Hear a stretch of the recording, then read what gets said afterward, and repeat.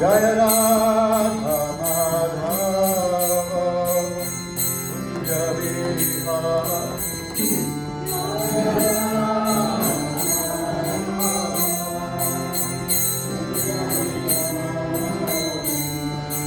Gopi Janavallabha Vimaradhari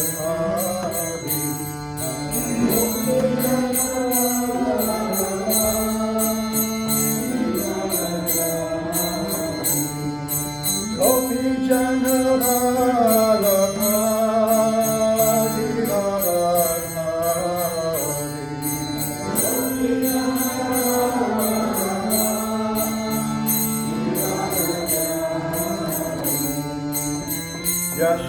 Yashodanandana Vrajajanarandana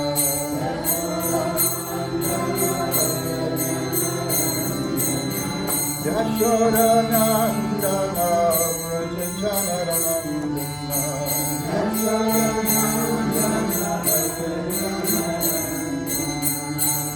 Jaunatira Anachari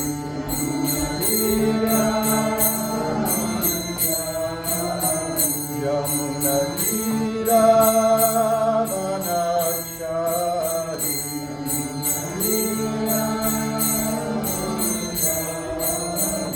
Jaya Radha Madhava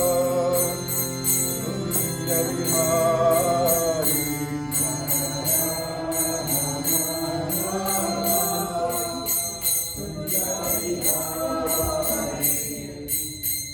Oh, small detail. Jaya Radha Madhava Jaya Bihari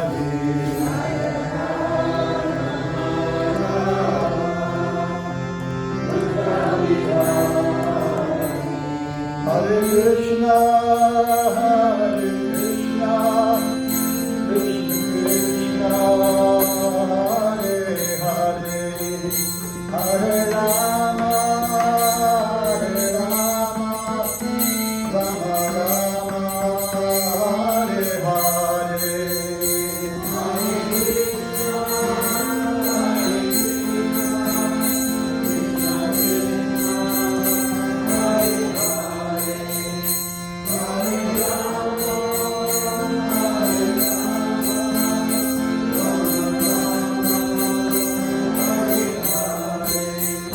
Hare Krishna,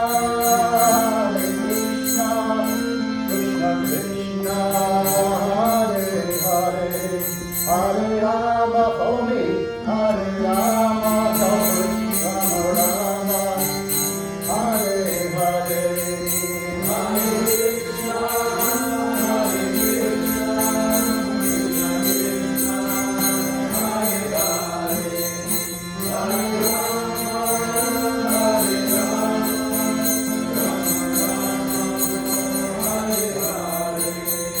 Hare Krishna, Krishna Krishna, Hare Hare, Hare Rama, Rama Rama, Hare Hare,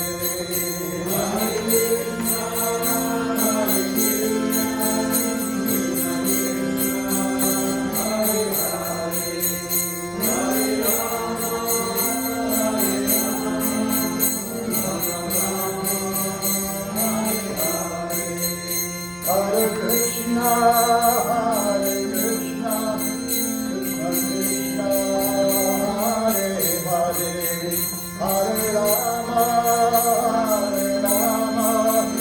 Rama Rama, Hare Hare,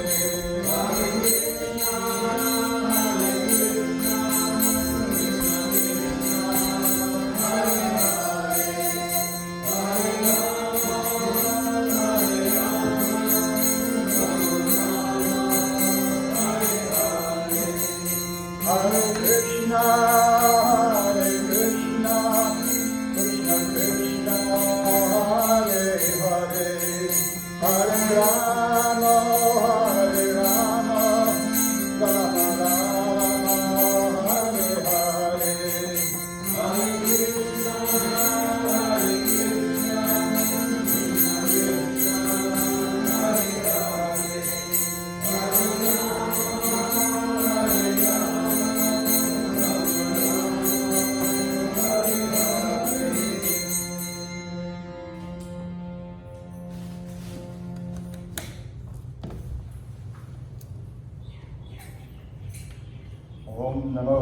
Bhagavate Vasudevaya.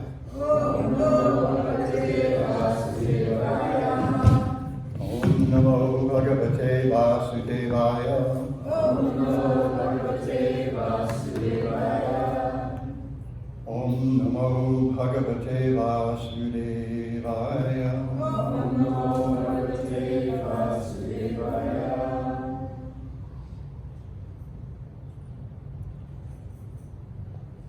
So today we'll briefly discuss Srimad Bhagawatam, Canto 3, Chapter 6, Text 36.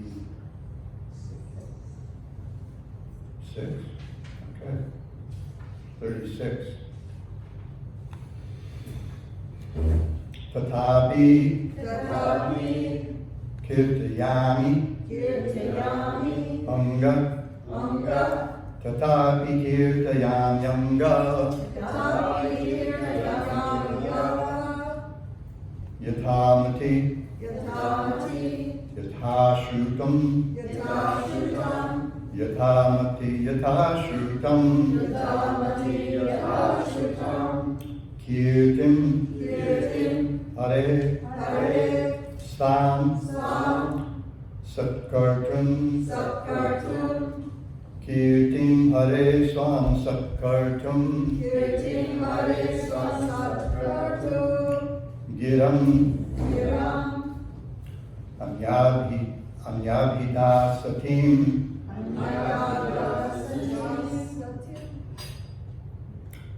giram anyabhidasatim tatapi kirtayamyanga yatamati yatashrutam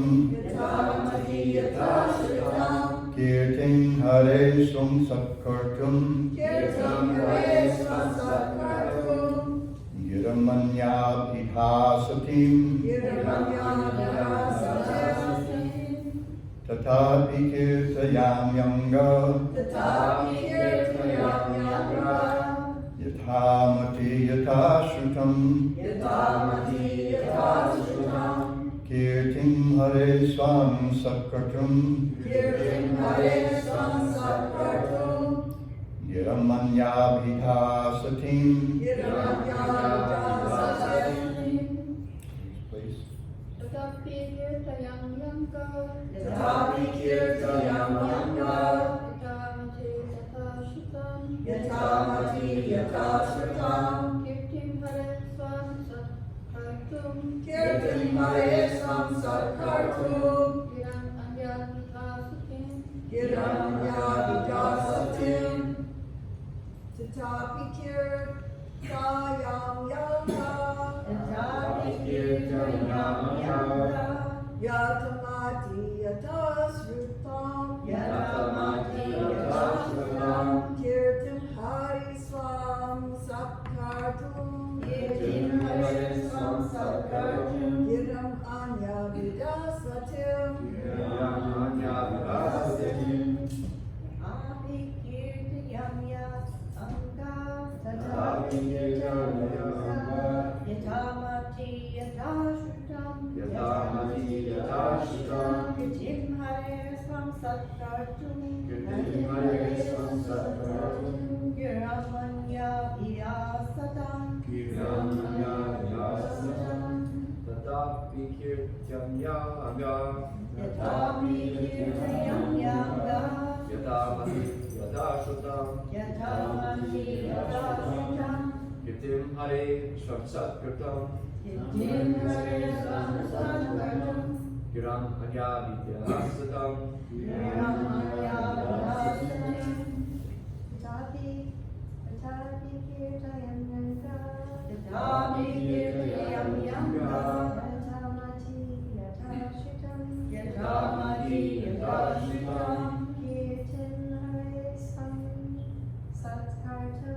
Kirtim Hare Swam Satkartum, giram anyabhidasatam, Giram Anyabhidasatam, Tatapi Kirtayam Yanga, Tetapi kirtayam yanga, Yatamati Yatashutam, yatamati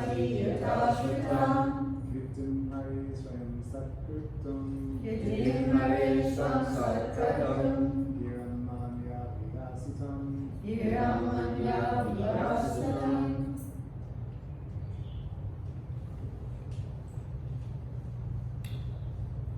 Synonyms: tatha, Tata. therefore, Therefore, api, Ari. although it is so, So. kirtayami, Kirtayami. I do describe. I do describe. Anga, Anga. ovidura. Ovidura. So was it yesterday that Shatta? Right, he was addressed as, yesterday or the day before, Vidura was just addressed as Shatta. Today as Anga. Yata, Yata, as much as. As much as. Mati, Mati. intelligence. Intelligence. Sometimes people, because they wear funny clothes, ask for blessings. The only blessing I'm allowed to give, Krishna Matias, may her intelligence always be surrendered to Krishna. Kind of one of the verse today. Where did we go? Shrutam? Oh, Yata. As much as. As much as. Shrutam. Shrutam. Heard. Heard. Kirtan. Kirtan. Glories. Glories. Hare. Hare. Of the Lord. Of the Lord. Svam. Sam. Own. Om. Like Svarupa, your own self.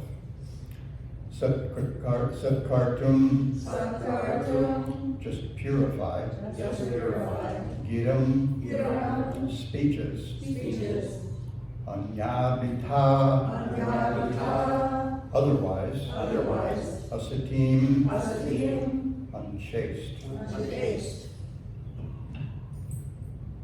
Translation. In spite of my inability. in spite of my inability. Okay. I was just taking a breath. Sorry. In spite of my inability, whatever I have been able to hear from the spiritual master and whatever I could assimilate, I am now describing in glorification of the Lord by pure speech, for otherwise my power of speaking would remain unchaste. Now, responsibly. In spite of my inability, In spite of my inability, whatever I have been able to hear whatever I have been able to hear from the spiritual master, from the spiritual master, and whatever I could assimilate, whatever I could assimilate, I'm now describing in glorification of the Lord I am now describing the glorification of the Lord by pure speech, by pure speech, for otherwise my power of speaking or otherwise my power of speaking would remain unchaste. would remain unchaste.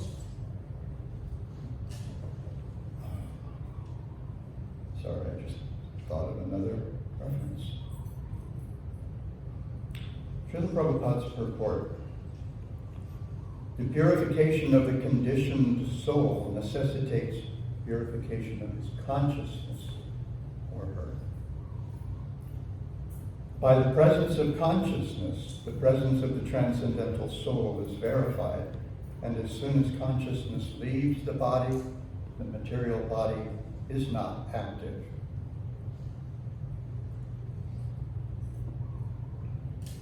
Consciousness is perceived, therefore, by activities. The theory put forward by empiric philosophers that consciousness can remain in an inactive state is the proof of their poor fund of knowledge. One should not become unchaste by stopping the activities of pure consciousness. If the activities of pure consciousness are stopped, certainly the conscious living force will be otherwise engaged, unless engaged in the conscious, and because unless engaged, the consciousness has no standing. Consciousness cannot be silent even for a moment. When the body does not act, the consciousness acts in the form of dreams. Boss, you have a text message. Excuse me, boss. You have a text message. Excuse me, boss. You have a text message. Polite but insistent. Deferential but insistent.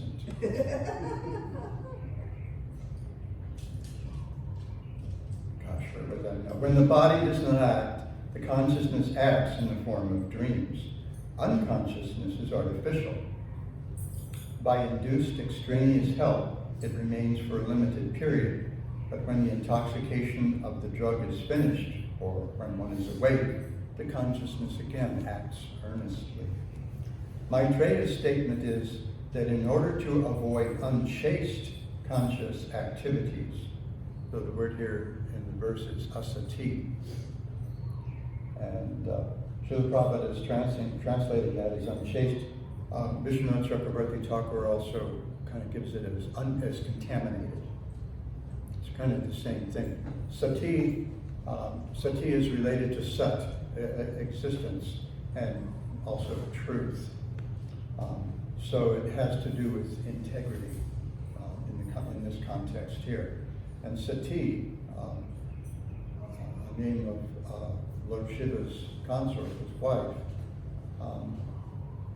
is the emblem of this pure dedication to one's Ishta, one's Lord. I just saw a little bit of an initiation the other day.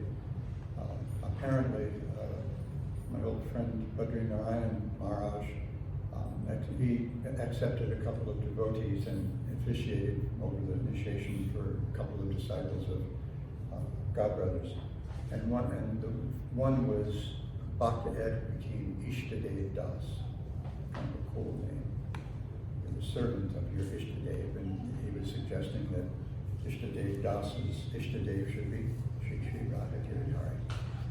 Focus all his attention there. So Sati couldn't tolerate even a slight against her husband, even by her father. And so she self-immolated. She just said, in probably the most dramatic way you can, I am so out of here. She just sat down in meditation and burst into flames. Talk about your exits. Stage left. So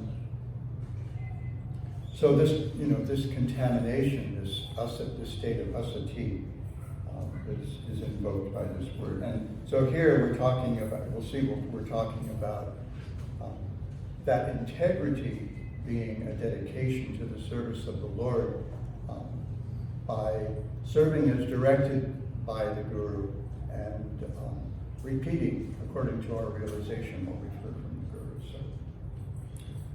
So, Maitreya's statement is that in order to avoid unchaste conscious activities, he was trying to describe the unlimited glories of the Lord, although he did not have the ability to describe them perfectly.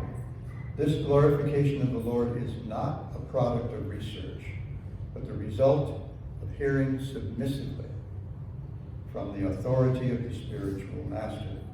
It is also not possible to repeat all that one has heard from his spiritual master, but one can narrate as far as possible by one's honest endeavor. Take a look at another instance where this is the same idea is invoked. It does not matter whether the Lord's glories are fully explained or not. One must attempt to engage one's bodily, mental, and verbal activities in the transcendental glorification of the Lord. Otherwise, my editor might just turned on. That should be a semicolon. Otherwise, such activities will remain unchaste and impure. The existence of the conditioned soul can be purified only by the method of engaging mind and speech in the service of the Lord. The Tridandi Sannyasi of the Vaishnava school accepts 3 rods, representing the vow to engage in the service of the Lord with body, mind, and speech. I meant to bring my, what do you call it, visual aid, a show and tell, but the kirtan was shorter than I expected, so you'll have to imagine it. Whereas the Ekadandi Sannyasi takes the vow to become one with the Lord, one with the Supreme Lord. Since the Lord is the Absolute, there's no distinction between him and his glories. The glories of the Lord, as chanted by the Vaishnava sannyasi, are as substantial as the Lord himself. And thus, while glorifying the Lord, the devotee becomes one with him in transcendental interest. Lalit, you got your hands.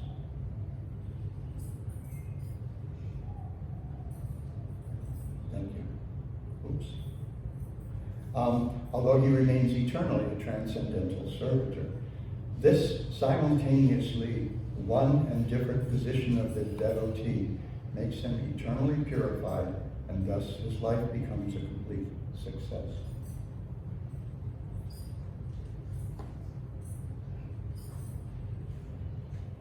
Om Ajnanatimirandhasya Jnanam Janashalakaya Chakshurunmilitam Yena Tasmai Shri Gurave Namaha.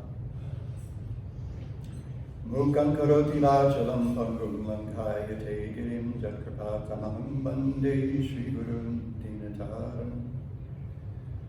Shri Chaitanya Mano Bhishtam Sthapitam Yena Bhutale Svayam Rupakadamayam Dadati Svapadantikam Pancha Kalpatarubhyashta Kripasindho Yevicha Patitanam Pavanibhyo Vishnavibhyo Namo.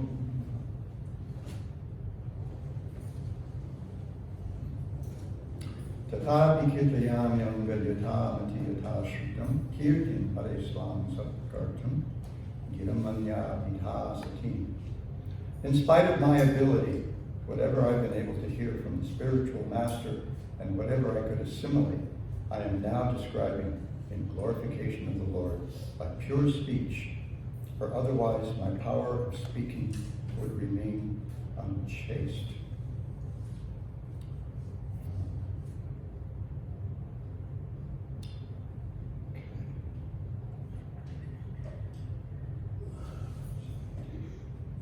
Pardon me for just a moment.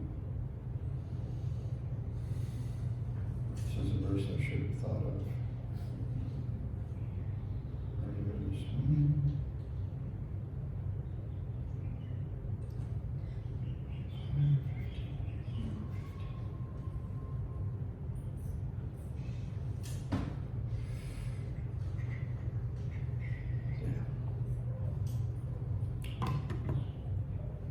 So, in the first paragraph of the purport, Srila Prabhupada has this extended discussion of the nature of consciousness. And he says that any idea about stopping activity while consciousness exists is a myth. And he uses the phrase empiric philosophers. This is a theory put forward by the empiric philosophers that consciousness can remain in an active state is the proof of their forefunded knowledge. Empiric philosophers, for Srila Prabhupada's followers, is code for whom? Get your hisses. Huh? Impersonalists? Bingo. I was going to say get your hisses and hers ready, but she got it too quickly. Yeah, it's the impersonalists, the Mayavadins. Not, not so much the Brahmavadins. Brahmavadins identify with Brahman, but they don't think they become the whole thing. They understand that the Supreme Brahman is the complete whole, and they're like a little Brahman. And if they come in contact with devotees, like Shukadeva Goswami, like the Kumaras, then they can be flipped, right?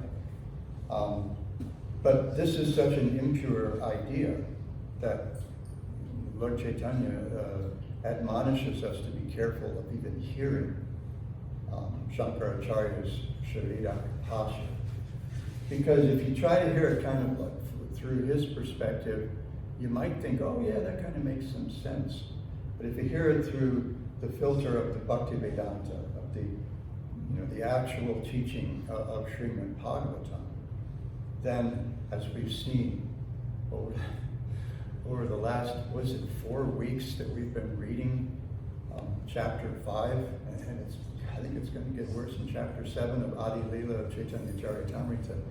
Srila Prabhupada gives no quarter to these people. We've been reading one purport for 4 weeks, and Srila Prabhupada just keeps smashing them upside the head.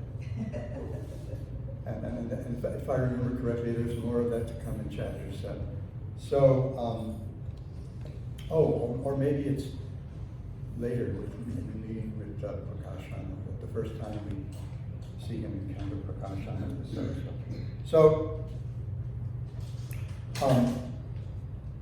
inactivity in the presence of consciousness just doesn't happen unless it's artificially induced. And those of us who've been put under general anesthesia for some surgery or something, there are a couple of us here are old enough maybe to have had a couple of colonoscopies or something. It's a very strange experience.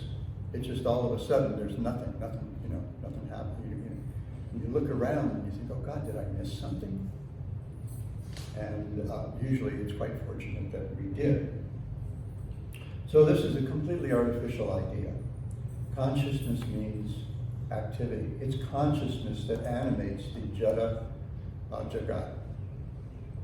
Without consciousness, this stuff is all dead. This is just wood and plastic and some metal, and it doesn't do anything.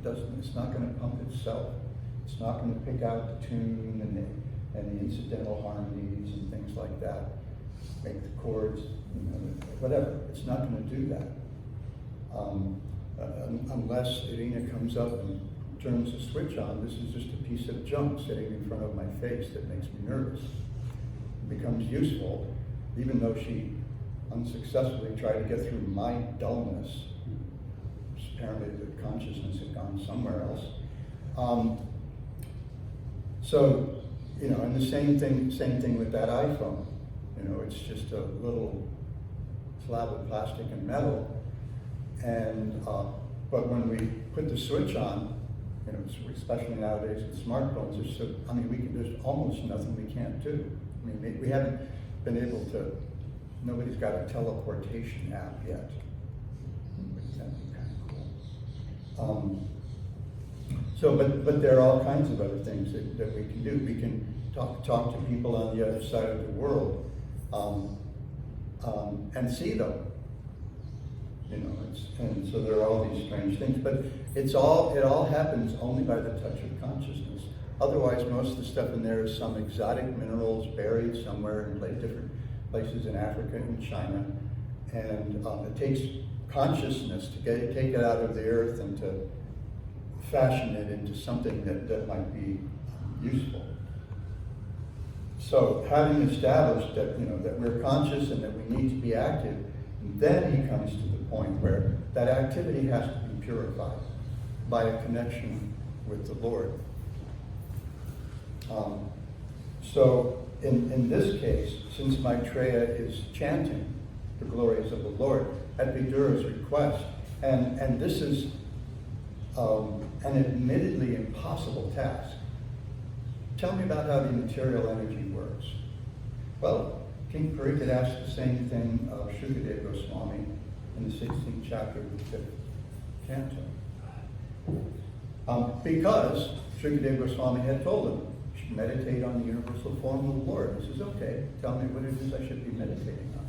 And Shukadeva, kind of essentially says, whoops, that's a really big job. Nobody can do this completely, but I'll take the swing at it and give you the best I can according to what I've heard. So here's how Shukadeva responds. He opens his response. My dear King, there's no limit to the expansion of the Supreme Personality of Godhead's material energy. How many different times already over the last few months have we heard, how many different ways have we heard descriptions of the Lord's universal form? We've heard it from the Bhagavad Gita. We've heard about it described, when Krishna manifested it just before the Kurukshetra war in the Mahabharata. We heard about it in the 2nd canto. Now we're getting to get in the 3rd canto. In the 5th canto, Parikit's asking Shukadeva about it because we have these different nested layers of narrative in the text. So he says, there's no limit to the expansion of the Supreme Personality of Godhead's material energy. And we're just talking about the material energy here. The lesser, the least significant of his energies.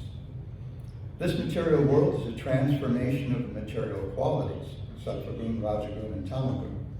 Yet no one can possibly explain it perfectly, even in a lifetime as long as Brahma's. No one in the material world is perfect, and an imperfect person could not describe this material universe accurately, even after continued speculation. O king, I shall nevertheless try to explain to you the principal regions, such as Bhuloka, with their names, forms, measurements, and various symptoms. And then, the next thing he says is, it's kind of like a lotus flower. So all of a sudden he launches into this whole poetic thing. So this is what he has heard from the sages. And so he's careful to describe it again in connection with the Lord. That's how we're meant to see all these things, everything that we encounter. We're meant to see it in relationship with the Lord. And so more specifically, the purification here is for someone who's asked to speak about the Lord. And for some people it's probably not a daunting thing, but anyone who knows me that in 51 years plus that I've been practicing steadily, people call me steady, I've never once asked to give a class. Except today was probably the closest I came to that, where I refused to ask somebody else to give the class that I'd been assigned. But because it's daunting. And because it's not, giving a class, it's not about me. This is about glorifying the Lord. So Maitreya is saying, listen, I'm just doing my best here, according to what I've heard from Guru and Sadhu. And this is a really big job. So Srila Prabhupada makes it very clear here in the purport that how we actually understand these things is not by doing a lot of research, not by spending a lot of time poring over books and speculating about what things mean, but by hearing and hearing and hearing. And all that hearing creates some scars in our citta, some scars in our consciousness that purify it. And that's what Srila Prabhupada is talking about here. So we don't have to necessarily cover everything. When you look at some of these purports and you think, oh my goodness, what can I do with this? And I've got a clock ticking at the same time. You can't. So you pick a couple of things that you think might be helpful to you, that might be helpful to your audience, and you, as earnestly as you can, invoke the mercy of the Lord and His servants, our divine masters, that we might be able to say something that's useful and avoid as much as possible whatever is not useful. So Srila Prabhupada says, we're meant to engage our bodily, mental, and verbal activities in the transcendental glorification of the Lord. This is what the Tridandi Sannyasi, that's the real vow of the Tridandi Sannyasi. It's not the celibacy or chastity kind of thing. That's an incidental thing. That's to keep us from getting distracted, to allow us to remain free from belonging to one person or one small group or another. But instead, we belong to the Lord, we belong to the whole world. Our business is to serve everybody we encounter.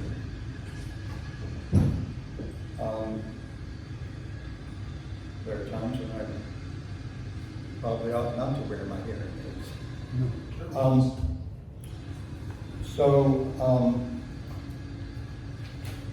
But the real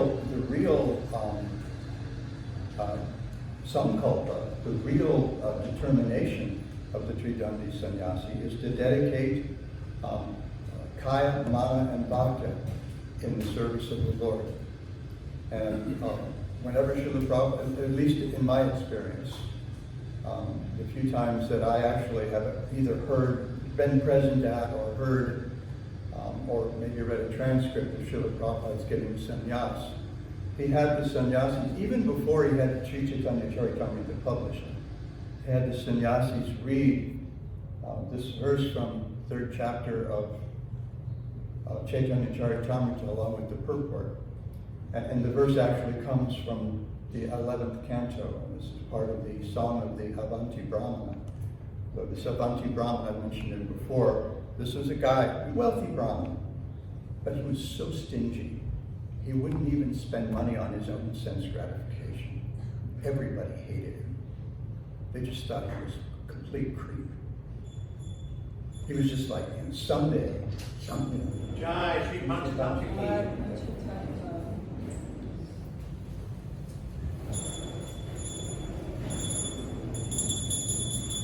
So we've talked about this before. We are parted from everything we're attached to, either voluntarily or involuntarily, right? And our experience with involuntary separation has generally not been fun. And of course, voluntary is not all that much fun sometimes either. So as often happens in such instances, because everybody so detested him, they just started figuring out ways to siphon off his wealth until he had nothing. And at a certain point, he realized, oh, wow, well, that was a wasted life. And he got the intelligence to dedicate himself simply to the service of the Lord. So Srila Prabhupada would have the new sannyasis recite this verse 3 times in the Sanskrit. Etansa astaya paratmanishta matyasi tampuritamai maharshi. Aham karishyami durantapadam tamo mukundam krimishevaya. This is this sannyasis, and he was a Tridandi sannyasi. Some people think we've kind of made this up, but if you look at what happened, one of the things they took away from him, he was abused in so many ways, and by that point he had been able to learn to be able to tolerate these things. And one of the things they took away was his triveni, his tridanda. Triveni means 3 rods, 3 reeds, I think.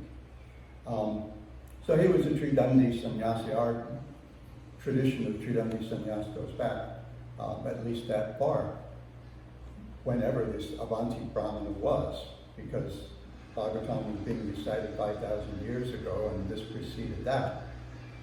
So this is his statement of determination, his sankalpa, that I will cross over the ocean of material contamination by dedicating everything I have, all my assets.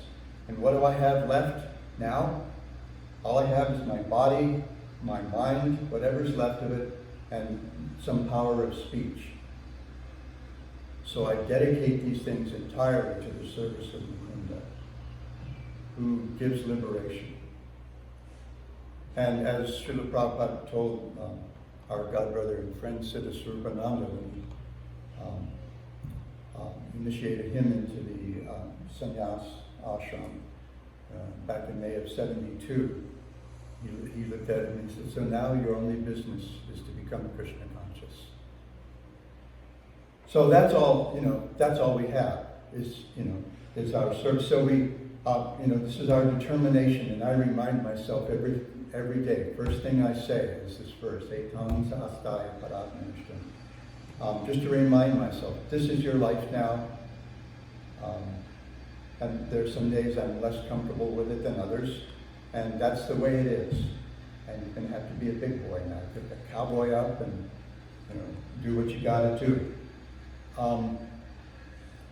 And that's my refuge. And sometimes I bring what is left is my closest friend with me because I need to hold hands.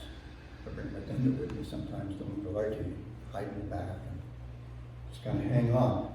So, this is our determination. However, Srila Prabhupada also made it clear that this determination isn't just for people who have funny names and funny clothes and walk around with a bunch of bamboo rods tied together.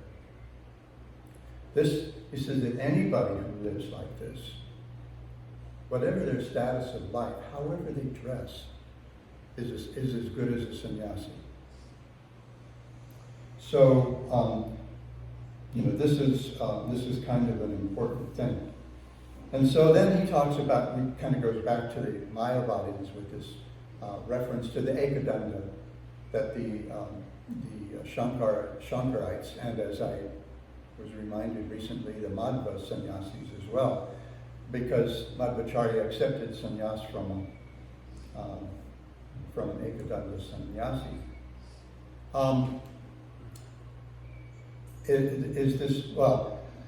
The Mayavadis, at least the Shankarites, their vow is to actually become one with the Supreme Brahman. So they have that one staff. At least that's our perspective on it. And that's not a particularly useful thing. It's better to be determined to become one with the Supreme Lord in interest. That's the better oneness. Just like when Ben and I were talking the other day, we were talking about this the other day, and I said, yeah, that's what happens when we marry. We become one, but we become one in interest. You don't stop being you, and I don't stop being me. But then we're also, together, we're a third thing. We are we. And of course the whole romantic ideal is together we will conquer the world or something like that, But we're together. We're in, whatever it is, we're in this together. And so that's our whole thing, and that's one of the angas. This is kind of this is one of the angas of Sharanagati, of surrendering to the Lord. So we accept things that are favorable to the culture of bhakti. The hook's coming. We neglect or reject things that aren't. We develop a conviction that the Lord will protect us in all circumstances. We accept the Lord as our exclusive maintainer. And the fifth one is Atmanikshepa, which means casting away. It's like what we see at the end of the Bhagavad Gita, Sarvakarman Parityajya, completely reject, completely give up, completely turn your back on every other sense of dharma. Or at the very beginning of the Bhagavatam, dharma prauchita kaitava, giving up, completely having given up all cheating religion, or cheating senses of dharma, any self-centered senses of dharma, completely rejected those. For those who completely rejected those, now we got something to talk about, right? So Atmanikshepa is the same thing. I remember talking with a friend of mine, Pundarik Vidyanidhi in Alatra, about this some years ago, and his Atmanikshepa is just like casting away, just throwing it away, getting rid of it. So that's one of the angas of Sharanagati. In the last, the sixth is to become meek and humble, all in relationship with the Lord. It doesn't mean necessarily become a doormat, but it means you understand your position with relation to the Lord as very small and insignificant. And we accept our inabilities as well. I found myself overwhelmed all morning. I was on the verge of tears just anticipating giving this class. I'm getting nervous anyway, but this morning I just thought, there are kind of like little things that were gnawing at me that are actually kind of related to that whole thing. And it was just like, could I please have a migraine really fast, so I can go hide in my hut and not bother anybody. But since I insisted on giving this class, here we are. It's all about, and then this takes us to where the verse that I thought of. And actually, this is what Kusha brought up yesterday in the announcements when she requested that we just not bring this outside politics or even our inside politics into our conversations. This is austerity of speech. So Krishna tells Arjuna in the Bhagavad Gita, Anudvegaharam bhakyam satyam priyaritam chaya swadhyaya dhyasanam charita vanmayam tapavachate. So vanmaya, the nature of the austerity of Vam or Vak is this: speaking truthfully and beneficially, and avoiding speech that offends, and also svadhyaya. Svadhyaya is also a part of yoga. You'll find it in the Patanjali's Yoga Sutras. Always hearing the scriptures. Because the thing that actually activates yoga, if you read in the Yoga Sutras, is Ishvara Pranitana. Complete dedication, prostrating yourself to the Supreme Lord. Yoga is really about, yoga, right? Prabhupada told us so many times, reconnecting ourselves with the Lord. And so in Srila Prabhupada's purport, he said this is one of a lot of devotees' favorite sentences, a couple of sentences. When speaking in spiritual circles, one's statements must be upheld by the scriptures. One should at once quote from scriptural authority to back up what he's saying. So we speak what's truthful according to our realization. We try not to get too far out over our skis, because you end up taking a tumble. Yet we end up embarrassing ourselves if we try to speak beyond what we actually can grasp. And but it also has to be presented in a way that people can accept it, and also in a way that's not blatantly offensive. We try, we just try to encourage everyone. Not everyone is eligible to take up bhakti yet. So we don't, hit them over the head with like a bhakti kajal or anything like that. But I was speaking with a friend of mine whom I hadn't spoken with in a few years, and her kids were just here the other day. Her oldest kids, Chaitanya and Nitai, they came with a cousin and her boyfriend who live here. And I hadn't seen them. I probably hadn't seen them since we left San Diego, so that's more than 20 years. And it was just really nice being together. And then their mom called me yesterday. She had no clue I was here. And she's an old friend of ours.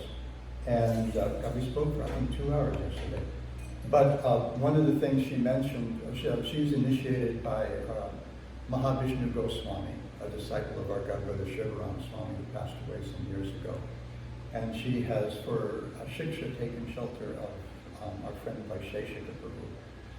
And she said, one of his bywords is encourage the heck out of everybody.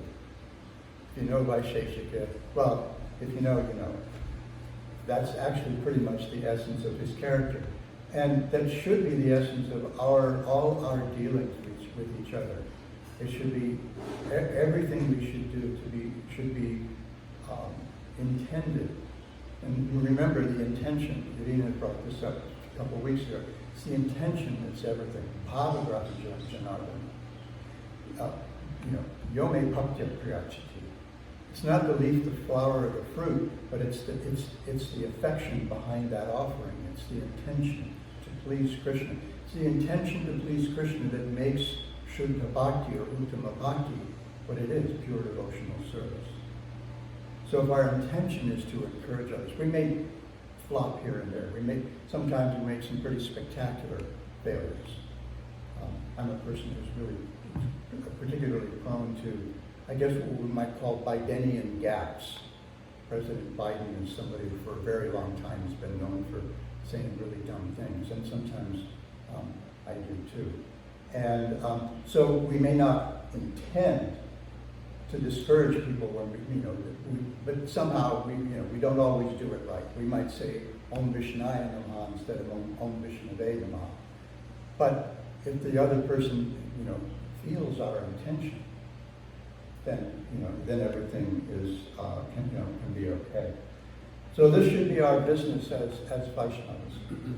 Whether we're stick-carrying Tridandi sannyasis or Tridandi sannyasis at heart, our business should be become Krishna conscious and try to help others to the extent that we're able. Encourage others, as Vaisheshika says, fan whatever spark of bhakti might be there in their hearts. Try to set fire. Not so much in California right now. Maybe they should go to the East Coast to really fan those sparks. But anyway, that's what we want to do. We want to approach everything we do with this purified or chaste consciousness. We want those activities to be driven by pure intentions, honest intentions. Because I mentioned at the beginning, this sati is connected with the word sat. If you look in Monia Williams, you look up sati, and you've got this whole discussion centered around sat first. And then you get to some other meanings, and then you get to Durga and then other ladies who show up in the scriptures who are also called sati because of their dedication to it. So we want to become one with God. We want to become one with Krishna in interest.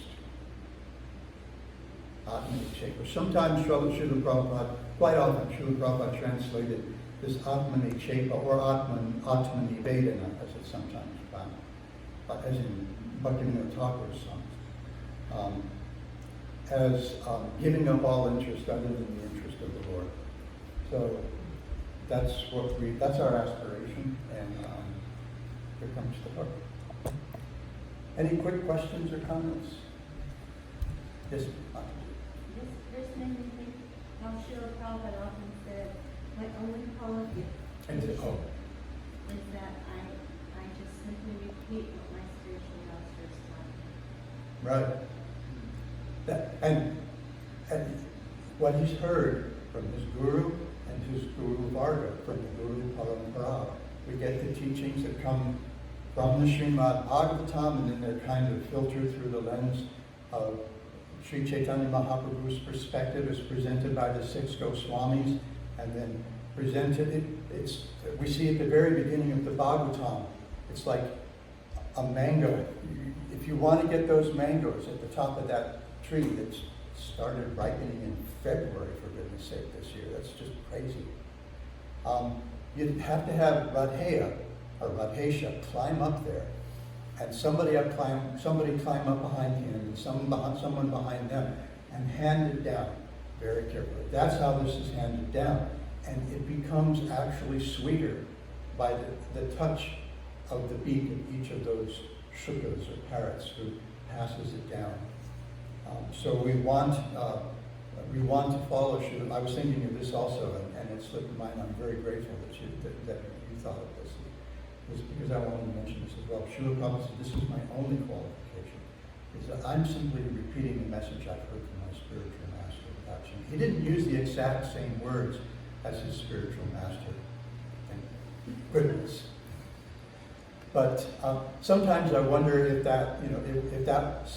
what was the English, what was his English and what was translated by somebody else who was trying to, I guess, make it feel elevated, as elevated as the subject matter or something. I don't know, but thank goodness Srila Prabhupada used plainer English for us.